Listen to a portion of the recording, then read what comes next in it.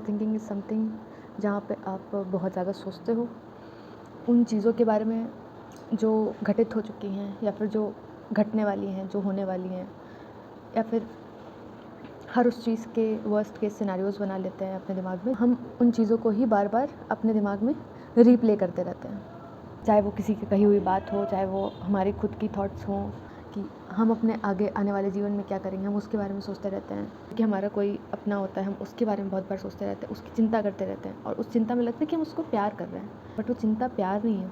हर बार हर चीज़ को सेकंड गेसिंग करते रहना कि क्या वो चीज़ करनी चाहिए थी, क्या नहीं करनी चाहिए थी।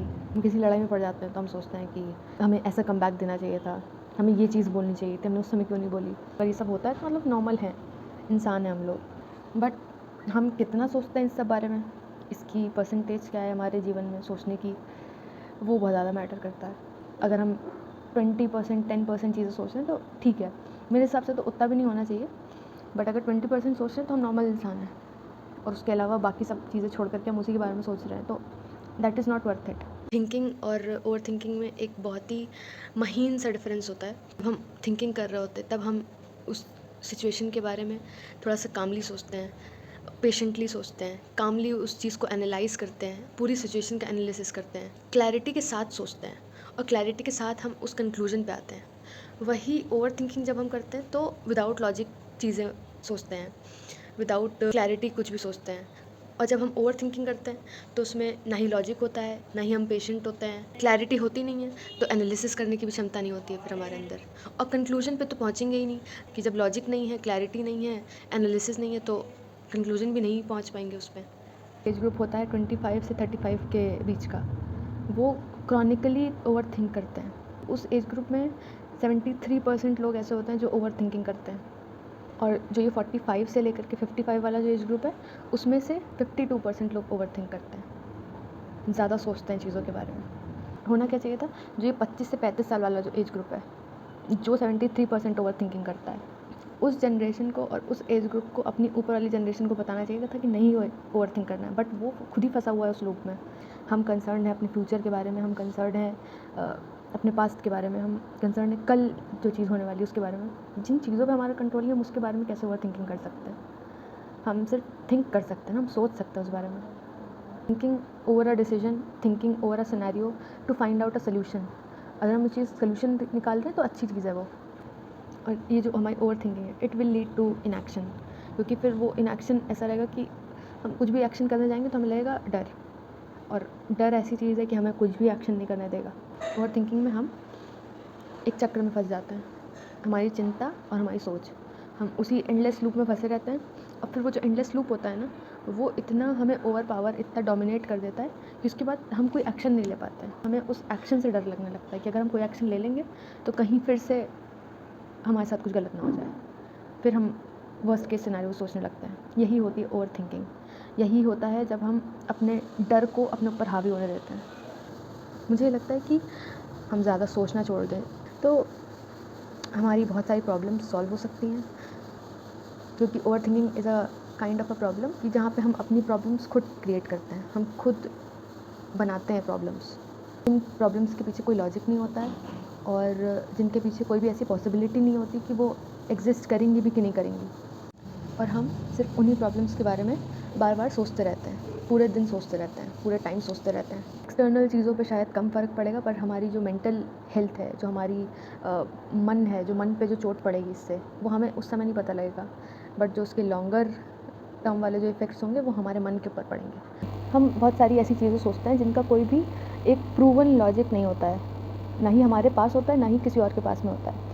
क्योंकि जैसे हम कुछ भी वर्स्ट केस सिनेरियो सोच लेते हैं जब भी हम एग्ज़ाम देने जाते हैं, कि अगर मैंने इतना सारा पढ़ लिया है और मैं कल फेल हो गई तो क्या होगा, मैं पास नहीं हुई तो क्या होगा, मेरे नंबर नहीं आए, मार्क्स नहीं आए तो क्या होगा, मैं इंटरव्यू में बैठी, मैंने बाकी सारे स्टेजेस क्लियर कर लिए, बाई चांस मैंने आखिरी स्टेज में मैं फेल हो जाती हूँ तो क्या होगा, अगर मुझे जॉब नहीं मिली तो क्या होगा। हम अपने ही इन्हीं सब थॉट्स में फंस करके हम वर्स्ट केस सिनेरियोज़ वाले इलॉजिकल स्पाइरल बना लेते हैं। Instead of working towards it, instead of preparing something very logical, हम इस स्पाइरल में फंस जाते हैं। मेरे पास तो कोई और चारा ही नहीं है कुछ भी करने का, मेरे पास कोई ऑप्शन भी नहीं है कुछ भी करने का। हम चाहते तो वो चीज़ अच्छे से प्रिपेयर करके जितना भी हमारे पास टाइम बचा उस चीज़ में इन्वेस्ट करने के बजाय हम अच्छे से प्रिपेयर कर सकते थे। बट वो टाइम उधर इन्वेस्ट करने के बजाय हम ओवर थिंकिंग में और अपनी सिचुएशंस को ओवर एनालाइज करने में we end up doing inaction, we end up doing nothing. What we choose is inaction. What we choose, overthinking. What we choose is over analyzation of the problems which does not even exist today. आज वो problems है ही नहीं, हम उसके बारे में सोच रहे हैं जो चीज़ है ही नहीं, कम से कम आज तो नहीं है, कल होगी तो उसके लिए आपके पास बेहतर सोल्यूशंस होंगे, आप बेटर प्रिपेयर्ड होंगे.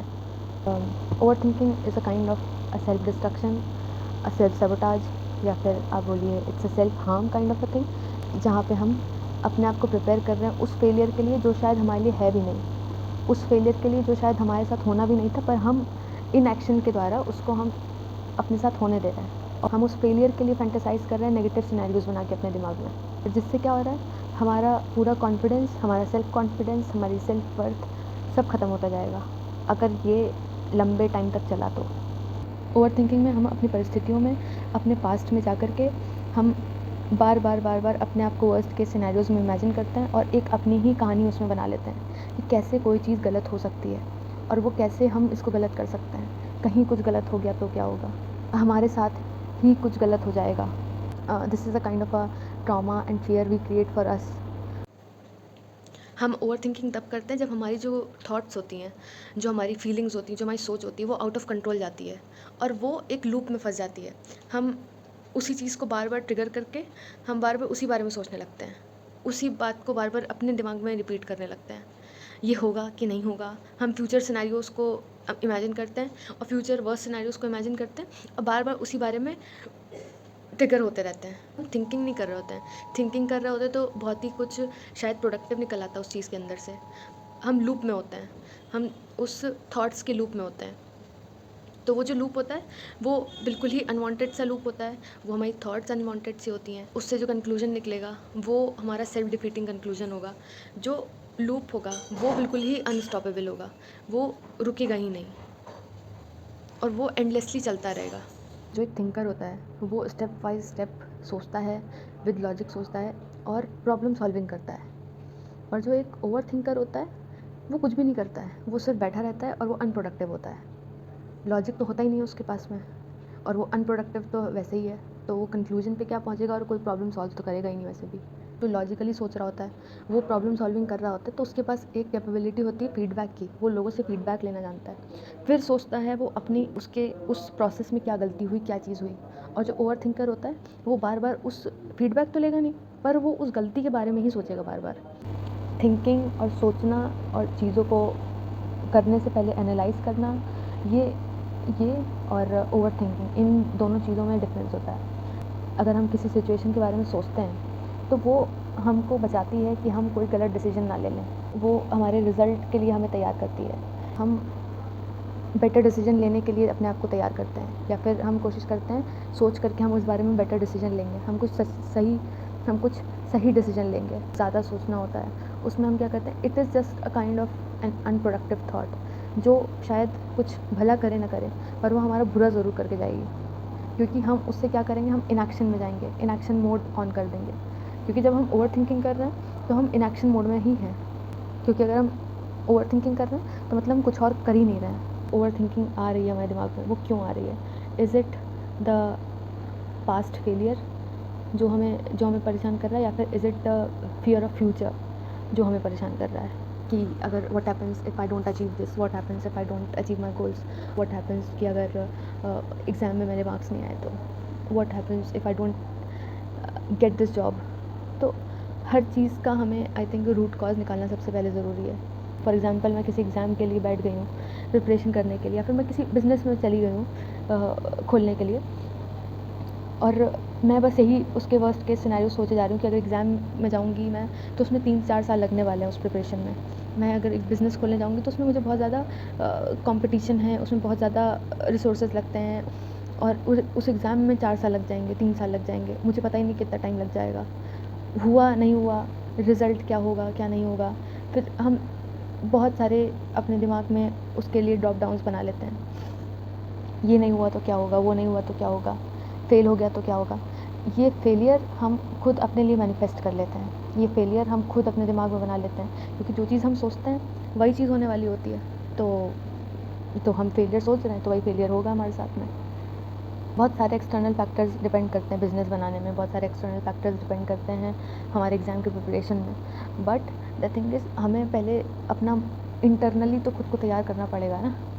हम सोचते हैं कि हम बैठे ही तो हैं, हम बैठ कर के सिर्फ सोच ही तो रहे होते हैं, और उसका कोई फिज़िकल हम एक्टिविटी तो कर नहीं रहे, तो हमारी फ़िज़िकल हेल्थ पे कोई फ़र्क ही नहीं पड़ेगा उससे। बट ऐसा नहीं होता है, उसके बहुत ज़्यादा दूरगामी परिणाम होते हैं जो हमें अभी नहीं समझ में आते हैं। वो हमारी mental health, physical health, psychological health और सोशल हेल्थ को भी परेशान करता है। जब हम मेंटली अपने आप को परेशान कर रहे होते हैं तो फिज़िकली हम बहुत सारी चीज़ों के प्रोन हो जाते हैं, फिज़िकली बहुत सारी बीमारियों के प्रोन हो जाते हैं, जैसे कि सर में दर्द होना, जैसे कि बहुत ज़्यादा थकान महसूस करना, बहुत ज़्यादा हमारा मुँह सूखने लगता है, कि हमें बहुत ज़्यादा प्यास लगने लगती है, भूख मर जाती है, बहुत ज़्यादा थकान सी होने लगती है, और बहुत सारी बीमारियाँ घेर सकती हैं। और एक बहुत ही वीकर इम्यून सिस्टम हम अपने लिए बुला रहे होते हैं अगर हम बहुत ज़्यादा सोचते हैं तो। और बहुत सारी बीमारियाँ बुला रहे होते हैं अगर हम अपने मन को परेशान करते हैं तो। ये चीज़ हमने ज़्यादातर देखी है बड़े एज ग्रुप में, मतलब कि 45 से लेकर के 60 वाले एज ग्रुप में, कि बहुत ज़्यादा अगर परेशान होते हैं उन लोगों को बीपी बढ़ जाता है, बहुत ज़्यादा उनकी मेंटल हेल्थ का असर उनके फिज़िकल हेल्थ पे पड़ने लगता है। बट अब ऐसा नहीं है, अब कोई भी एज ग्रुप इससे बचा नहीं हुआ है। आप कभी भी देख लीजिए अपने आप को, अगर आप मेंटली परेशान हैं, आप बहुत ज़्यादा सोच रहे हैं किसी भी चीज़ के बारे में, that will show up on your physical health, that will show up on your mental health, psychological health. आप बहुत ज़्यादा वीक हो जाएंगे, आपका इम्यून सिस्टम वीक हो जाएगा। आप ये सब फेस करेंगे अगर आप अपने मन को परेशान करेंगे। आज से 10 साल पहले तक क्या होता था, 10 भी नहीं, मैं तो 5-6 साल बोलूँगी। अगर आज से 5-6-7 साल पहले तक भी अगर देखा जाए तो अगर वो 40 साल के इंसान को अगर हार्ट डिसीज़ हो जाता था, that was a rare case. But now what is happening, हर एज ग्रुप में वो हार्ट डिसीज़ आ रहा है, हर एज ग्रुप में वो फेस कर रहा है, चाहे वो 70 साल का बच्चा हो, चाहे वो 70 साल का इंसान हो। मन सही नहीं है तो आपके हार्ट प्रॉब्लम्स, आपका स्लीप डिप्रिवेशन, आपको और सारी दिक्कतें, आपके हार्मोनल प्रॉब्लम्स हो सकती हैं अगर आपका मन सही नहीं है। तो आप ज़्यादा सोचेंगे तो आप बहुत सारी बीमारियों को बुलाएंगे अपने पास में। Next thing is stagnant decision, कि हम जब डिसीजन ना बना पाएँ, हम कभी कभी डिसीजन नहीं बना पाते हैं, क्योंकि अगर हम ओवर थिंकिंग कर रहे हैं तो हम डिसीजन नहीं ले रहे हैं, मतलब कि, और हम अलाउ कर रहे हैं उस ओवर थिंकिंग को, वो जो ओवर थिंकिंग है वो हमारे अंदर क्रीप इन कर जाए, क्योंकि हमारे दिमाग में वो डर क्रीप इन है कि अगर हमने कोई गलत डिसीजन ले लिया तो हमें रिग्रेट होगा। वो हमने अगर कोई गलत डिसीजन ले लिया तो उस रिग्रेट की वजह से हम डिसीजन नहीं ले पाते हैं, वो फियर ऑफ फेलियर की वजह से हम डिसीजन नहीं ले पाते हैं। Fear of failure is root cause of many of the things in our lifes. अगर ये फियर ऑफ फेलियर ना हो तो पता नहीं, शायद प्रॉब्लम ही ना हो हमारे पास में, या फिर अगर हमें डिसीजन बनाने में दिक्कत होती है तो मुझे लगता है कि हमें चीज़ों को सबसे पहले अलग करके देखना होगा, जो उनके आउटकम्स होंगे। इस समय क्या चीज़ सही है करना, वो ज़्यादा इम्पॉर्टेंट है, या फिर जो उसका आउटकम होगा वो ज़्यादा इम्पॉर्टेंट है। ये दोनों चीज़ें, कि आउटकम क्या होगा और अभी क्या चीज़ सही है, ये दोनों चीज़ें अलग करके देखना ज़रूरी है। और ये डिटैचमेंट करना सिचुएशन से, ये शायद बहुत सारे लोग, डिटैचमेंट इज़ समथिंग जहाँ पे हमें उस पिक्चर से बाहर आकर के देखना पड़ेगा कि वो चीज़ मेरे कंट्रोल में है कि नहीं। सबसे बड़ी चीज़ यही होती है हर सिचुएशन में, कि वो चीज़ आपके कंट्रोल में है कि नहीं। और बहुत बार ऐसा होता है कि हमारे इमोशंस हमारे ऊपर हावी होते हैं।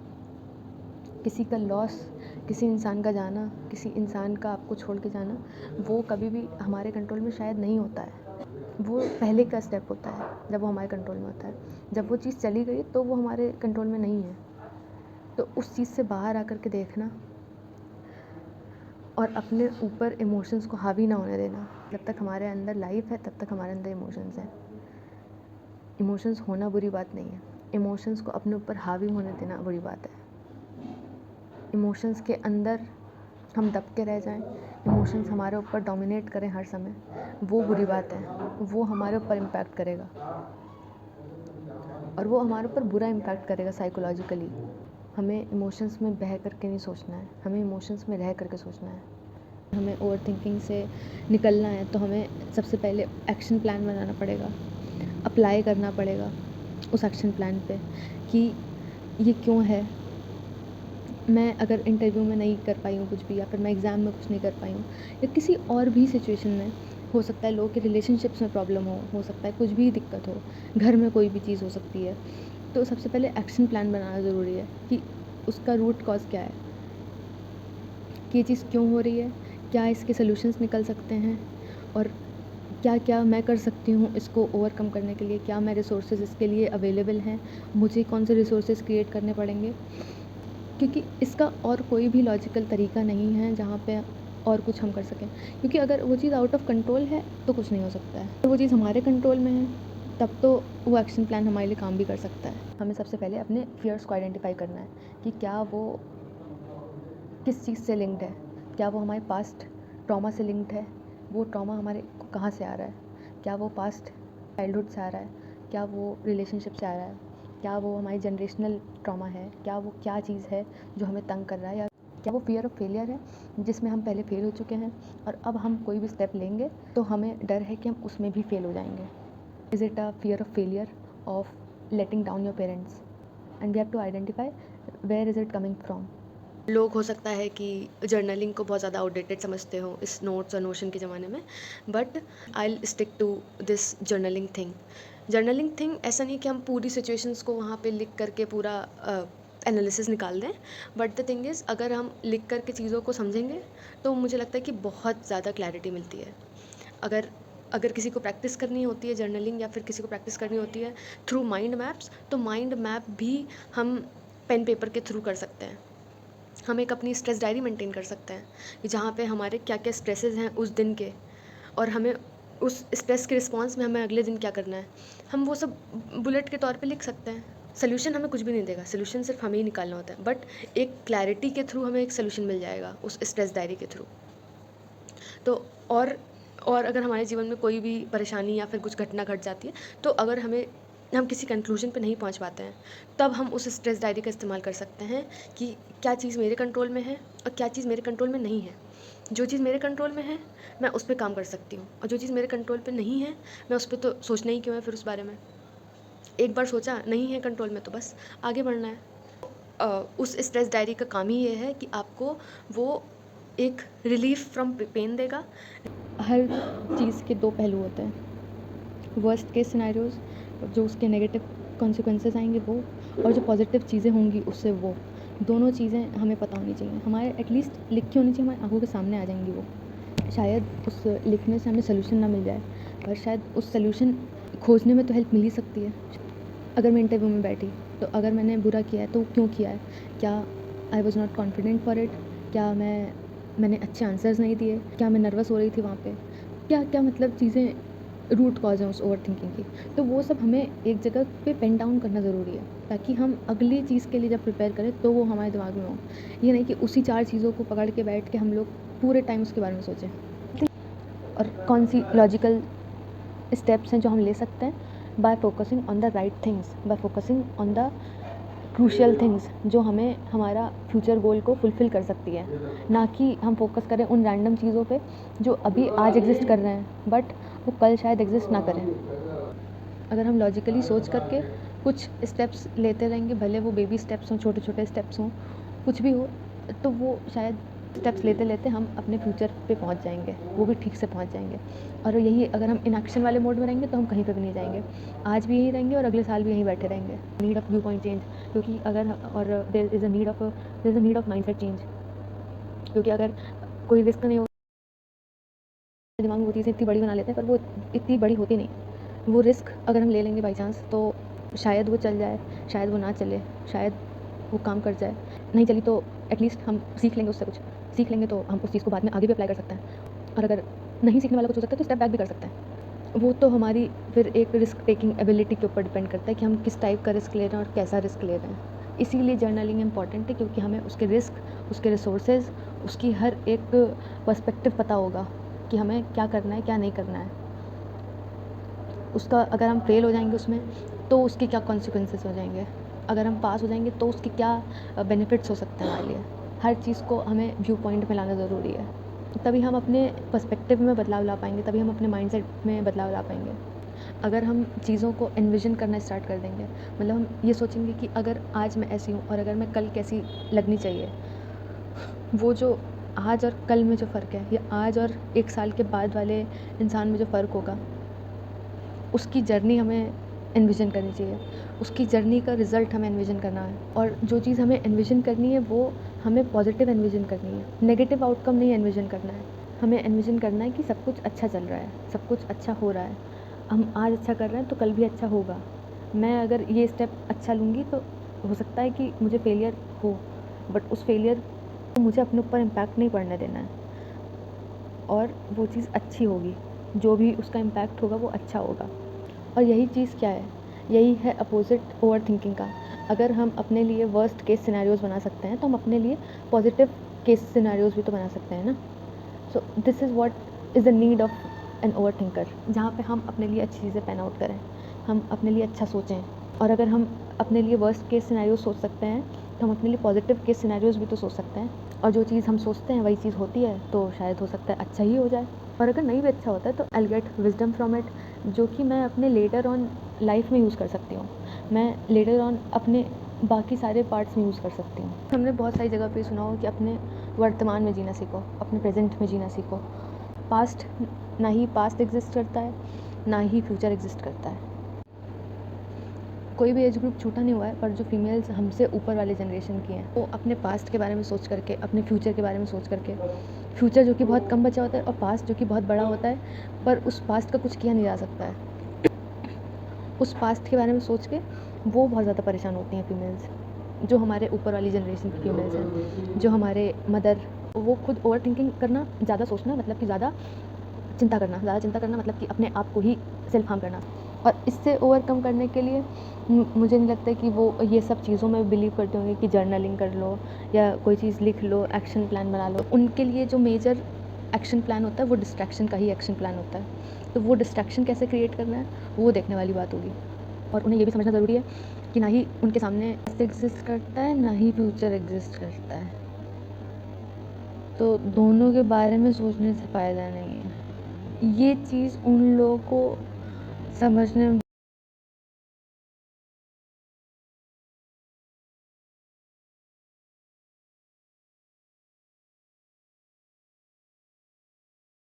और उनका माइंड वैसे ही वायर्ड होता है। उनका माइंड की वायरिंग ऐसी होती है कि वो चिंता करेंगे ही करेंगे। अगर हम अपनी पुरानी गलतियों के लिए अपने आप को माफ़ नहीं करेंगे और अपने आप को हर समय एम्बैरेसमेंट में डाले रहेंगे अपनी कुछ गलतियों के लिए जो हमने 1 साल पहले की थी, 2 साल पहले की थी, उस चीज़ को हम अपने ऊपर हावी होने देंगे या फिर उससे अभी भी शर्माते रहेंगे। You are getting harsh on your self, you are judging your self on the past mistakes, you need to cut that down. उस पास्ट ने हमें क्या किया, वो उस पास्ट की वजह से हम आज यहाँ पे हैं, और हमें जितनी नॉलेज थी उसी हिसाब से हम जिए उस समय। वो पास्ट रिस्पॉन्सिबल है हमारे आज के लिए। हम हमेशा लर्न, रीलर्न, अनलर्न करते हैं ना, तो वही चीज़ हम तब भी कर रहे थे, हम आज भी वही चीज़ कर रहे हैं। हमें उस समय जो पता था हमने उस हिसाब से तब चीज़ें करी, जो हमें आज पता है उस हिसाब से हम अब करेंगे। जो आगे पता होगा, हो सकता है आज हमारे अंदर कोई खामी हो और आगे चल के हमें वो खामी नज़र आ जाए, तो उस हिसाब से हम आगे जा कर के भी रीलर्न कर लेंगे चीज़ें। फॉर एग्ज़ाम्पल, अगर कोई 15 साल का है, वो कुछ कर रहा है, उसने कोई गलती की थी 15 साल पे, तो वो गलती क्या 20 साल पे दोहराएगा? उसने वो चीज़ बेस्ट उस समय की थी क्योंकि उसका बेस्ट वर्जन 15 साल पे था, जब प्रोवाइडेड उसके पास कितनी जानकारी थी, कितनी कॉन्शियसनेस थी, कितनी अवेयरनेस थी उस चीज़ के रिगार्डिंग। और वही चीज़ वो 20 साल पे करेगा तो उसके पास अलग कॉन्शियसनेस होगी, उसके पास अलग पॉइंट ऑफ व्यू होगा, वो एकदम अलग वर्जन होगा, उसके पास अलग कॉन्शियसनेस होगी सोचने की। तो वो गलती वो उस समय नहीं करेगा। हमेशा सीखते हैं, हर साल सीखते हैं, हम हर दिन सीखते हैं, हर मोमेंट पे सीखते हैं चीज़ें। और जो हमारा आने वाला वर्जन होता है वो हमेशा बेस्ट होना चाहिए, जो हम पीछे छोड़ के आ रहे हैं। और उस पुराने वर्जन की वजह से क्या हम अपने आज के वर्जन को परेशान करेंगे, वो चीज़ नहीं होनी चाहिए। I think we need to wake up every single day, वो चीज़ हमेशा दिमाग में रख के कि ठीक है, मेरे जो मैंने उस समय किया वो बेस्ट था, उससे ज़्यादा मैं नहीं कर सकती थी। That was to the best of my capacity what I did, और जो आज करूँगी that will be the best of the capacity. हमें ये भी समझने की ज़रूरत है कि ये जो लिमिटेड टाइम मिला हुआ है हमें इस धरती के ऊपर, और कब तक हम अपनी पास्ट की गलतियों को, पास्ट को सोच के, और उस चीज़ में कब तक हम अपने आप को परेशान करेंगे या दूसरों को परेशान करेंगे, और उस पास्ट को सोच के जो हो चुका है या फिर जिस चीज़ के ऊपर हमारा कंट्रोल नहीं है। I can not stress more of living in the present. Living in the present self, अगर हम किसी चीज़ पे 5 मिनट दे रहे हैं आज, तो क्या वो 5 साल बाद या 5 महीने बाद इतना मैटर करेगा? अगर हाँ, तो you can think of it, अगर नहीं then there is no point thinking about it. Past के बारे में सोचने से बेहतर हमारे पास ये ऑप्शन होना चाहिए था कि हम अपने फ्यूचर के बारे में सोचें, हम अपने चीज़ों अभी प्रेजेंट के बारे में सोचें कि what are the new opportunities available for me, what are the things I can grab now. अगर हम कभी ओवर थिंकिंग वाले स्पाइरल में फंसे तो हमें अपने पास एक क्विक फिक्स तैयार करके रखना चाहिए कि मेरे लिए ये चीज़ काम कर रही है, मेरे लिए ये चीज़ काम करती है, मुझे इस मोमेंट पे मुझे अपने पास 4-5 चीज़ें करके तैयार करके रखनी चाहिए। अगर मेरी आदत है रोज़ ओवर थिंकिंग वाले जोन में जाने की, कि हो सकता है मुझे मूवी देखने जाना अच्छा लगता हो, मुझे ये वीडियोस देखने अच्छे लगते हैं, मुझे ये चीज़ देखनी अच्छी लगती है, मुझे ये मूवी देखनी अच्छी लगती है, या फिर मुझे उस मोमेंट पे चाय पीनी अच्छी लगती है, कॉफ़ी पीनी अच्छी लगती है, हो सकता है मैं बाहर घूम के आऊँ तो मुझे ज़्यादा अच्छा लगेगा। मुझे पर्टिकुलर कुछ चीज़ें अपने दिमाग में या फिर अपने पास तैयार करके रखनी चाहिए कि अगर मैं कभी भी इस जोन में जाऊँ तो मेरे लिए एज अ क्विक फिक्स काम करें। ये हमेशा हो सकता है ना काम करे, बट कभी कभी आई थिंक ये काम कर जाएगा। या मैं कभी किसी फ्रेंड से बात कर सकती हूँ तुरंत, have to keep a number with me. अगर मैं अपने घर वालों से दूर हूँ तो मैं तुरंत घर वालों को फ़ोन लगा के बात कर लूँ। और ओवर थिंकिंग तब ज़्यादा बढ़ी हुई होगी जब हम सबसे ज़्यादा अकेले होंगे, जब हम सबसे ज़्यादा नीड में होंगे किसी की। तब हम अगर किसी से फ़ोन पे बात कर लेंगे तुरंत, या फिर हम अपने घर में फ़ोन लगा लेंगे या फिर फ्रेंड को फ़ोन लगा लेंगे, तो शायद ये काइंड ऑफ क्विक फिक्स काम कर सकता है। जब हम इस डिस्ट्रैक्शन में होंगे, सबसे पहली चीज़ होगी कि हम डिस्ट्रैक्ट हो जाएंगे, दूसरा होगा कि हमारे हार्मोन्स रिलीज़ हो जाएंगे, तो हम शायद फील गुड करेंगे।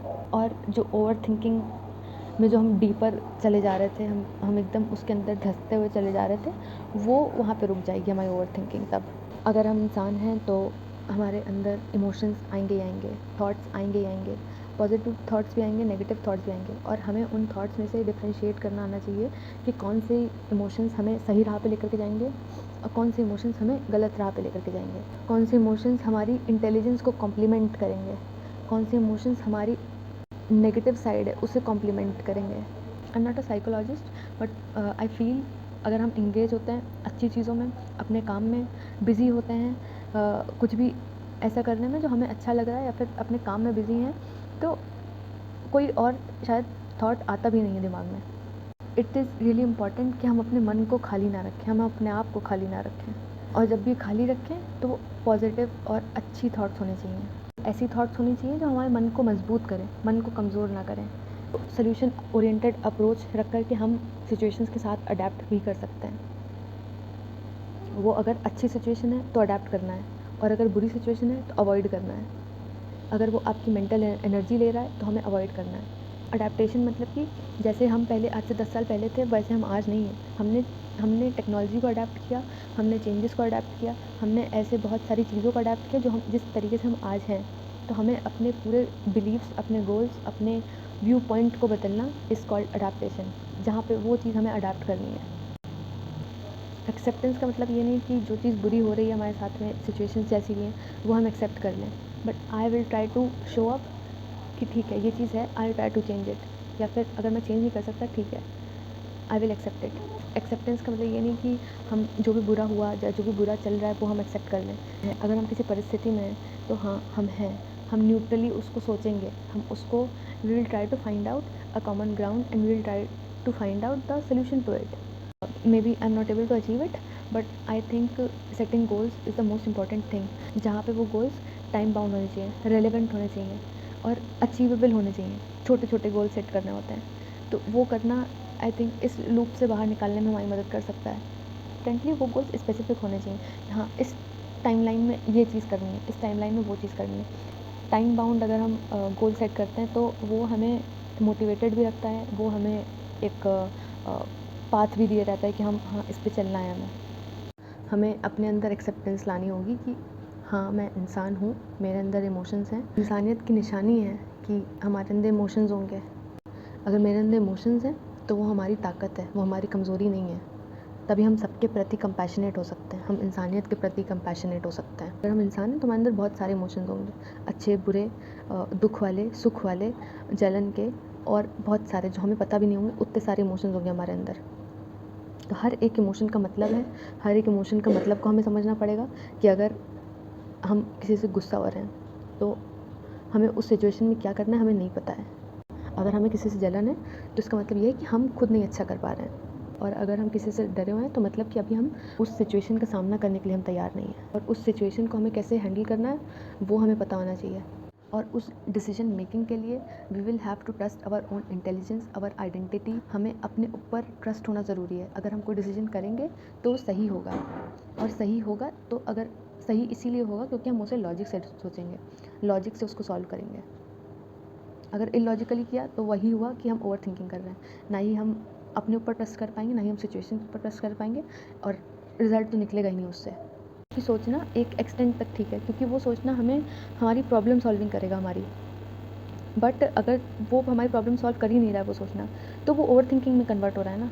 अभी मैंने कुछ टाइम पहले गीता पढ़नी स्टार्ट की थी, और मैं पूरी तो नहीं समझ पाई हूँ अभी तक, पर मैं जहाँ तक समझ पाई हूँ वहाँ पे एक श्लोक होता है, उसमें अर्जुन जो होता है वो ओवर थिंकर होता है। वो बार बार क्वेश्चंस पूछते हैं कृष्णा से, वो बार बार उनके क्वेश्चंस का जवाब देते हैं, और आखिरी में अर्जुन कृष्णा से क्वेश्चंस पूछना बंद कर देते हैं, और आखिरी में वो सरेंडर कर देते हैं कृष्णा को। और उसमें फिर कृष्ण जी बोलते हैं कि तुम मुझे सरेंडर कर दो, मतलब कि तुम सब कुछ मेरे ऊपर छोड़ दो ना, तुम इतना सोच ही क्यों रहे हो। मैं सारथी हूँ, अर्जुन हम ह्यूमंस हैं, और कृष्णा जी सारथी हैं, तो फिर तुम लोग इतना सोच ही क्यों रहे हो। तुम्हें सिर्फ काम दिया गया, तुम वो काम करो।